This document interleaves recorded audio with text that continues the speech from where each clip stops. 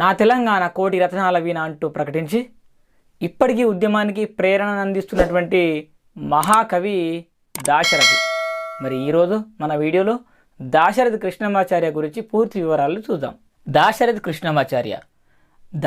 Krishnamacharyulu July 22, 1925లో జన్మించారు. November 5, 1987లో మరణించారు.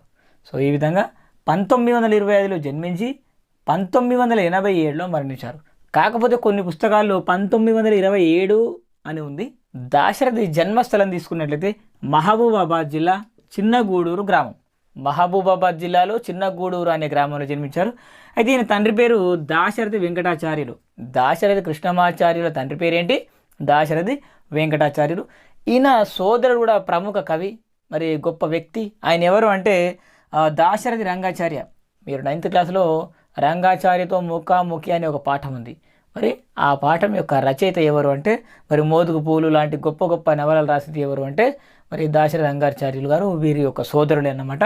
దాశరథి కృష్ణమాచార్య గారు 1977 నుంచి 83 వరకు ఆంధ్రప్రదేశ్ ఆస్థాన కవిగా ఉండేవారు.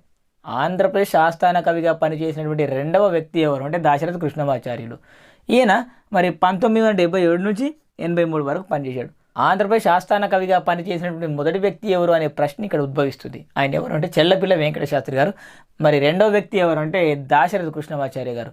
అయితే ఈయనని అప్పట్లో కొన్ని వివాదాల కారణంగా ఎన్టీఆర్ మరి ఈయన యొక్క పదవిని తొలగించారని చెప్తారు.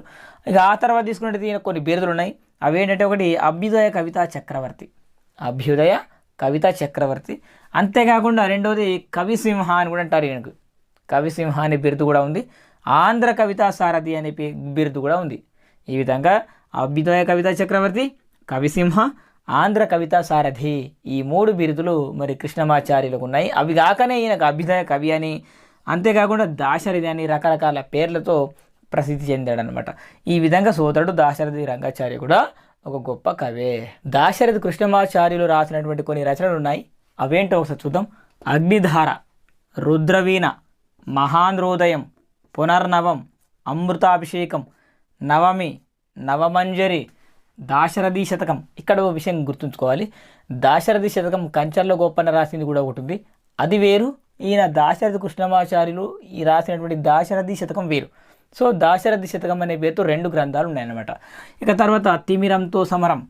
ఈ తిమిరంతో సమరం అనేటువంటి ఈ పుస్తకానికి 1974లో కేంద్ర సాహిత్య అకాడమీ అవార్డు వచ్చింది.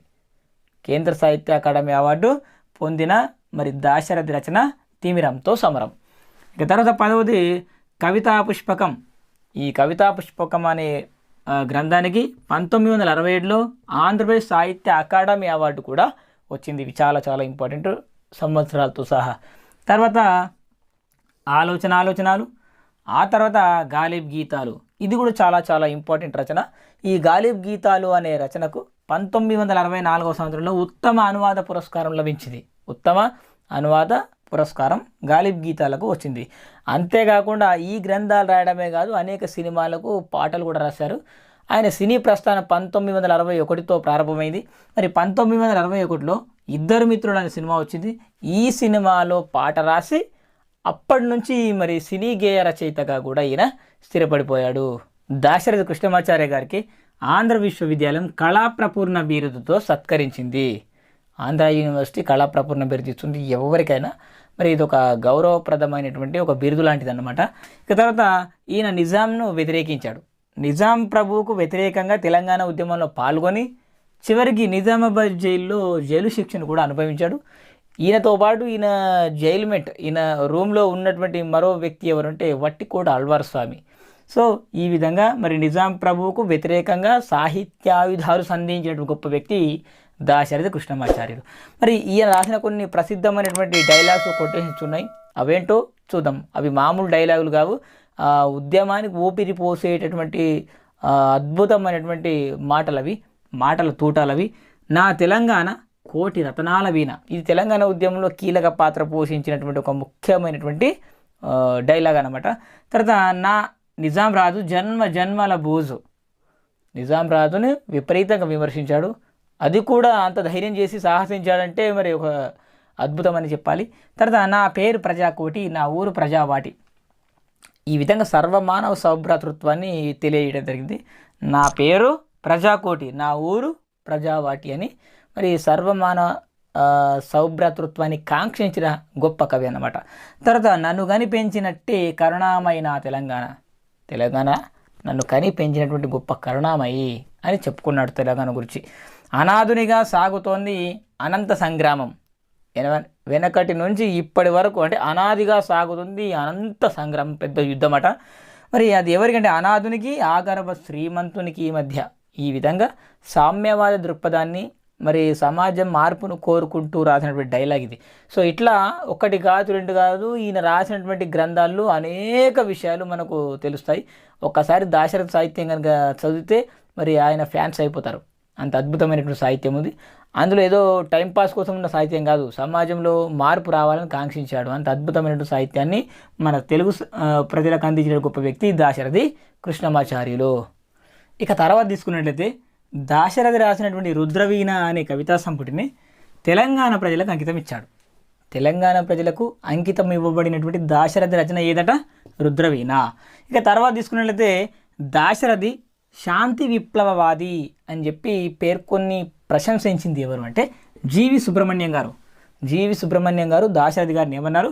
దాశరథి ఒక శాంతి విప్లవవాది, చూడడానికి శాంతిగానే ఉంటాడు, శాంతిని కోరుకుంటాడు, కానీ ఈయన గొప్ప విప్లవవాది అని చెప్పి చెప్పడం జరిగింది. తర్వాత తెలంగాణ ప్రజల స్వాతంత్ర ఉద్యమానికి ప్రతిబింబం దాశరథి కవిత్వం అని చెప్పింది ఎవరు అంటే దేవులపల్లి రామానుజరావు. మనకు కాంపిటీషన్ ఎగ్జామ్స్లో ఎవరు ఏమన్నారు ఆ కొటేషన్తో సహా మనకు వాళ్ళ పేర్లతో సహా మనకు చాలా ఇంపార్టెంట్ అన్నమాట.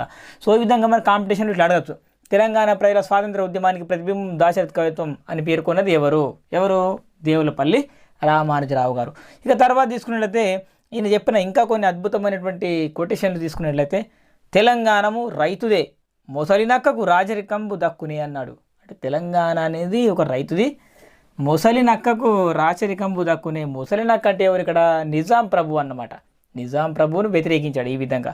అంతేకాదు, ఓ నిజాం పిశాచమా కానరాడు నిన్ను పోలిన రాజు మాకెన్నడేని అంటూ తిరుగుబాటు చేసినటువంటి గొప్ప వ్యక్తి, గొప్ప కవి ఎవరు అంటే దాశరథి కృష్ణమాచార్యులు.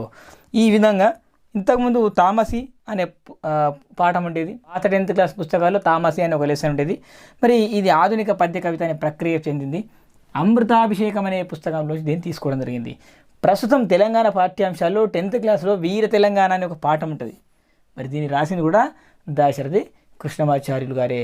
సో ఈ విధంగా మరి నిజాం వ్యతిరేక కార్యకలాపాలు జరిపి జైలు శిక్షణ అనుభవించి మరి ఎన్నో రకాలుగా సాహిత్యాన్ని కొత్త పుంతడు తొక్కించి విప్లవంగా కమ్యూనిస్ట్ భావాలు కలిగిన వ్యక్తిగా సర్వమానవ శ్రేయస్సును కోరేటువంటి ఒక గొప్ప మానవతావాదిగా అనేక రకాల పాత్రలు పోషించారు దాశరథి కృష్ణమాచార్యులు. సో ఇది ఫ్రెండ్స్ ఇవాళ వీడియో. ఈ వీడియో మీకు ఎంతో కొంత హెల్ప్ అయిందని నేను అనుకుంటున్నాను. ఈ వీడియో నచ్చే లైక్ చేయండి, షేర్ చేయండి, కామెంట్ చేయండి. అలాగే ఇలాంటి మరిన్ని వీడియోస్ కోసం నా ఛానల్కి సబ్స్క్రైబ్ అవ్వండి. Thanks for watching. బాయ్.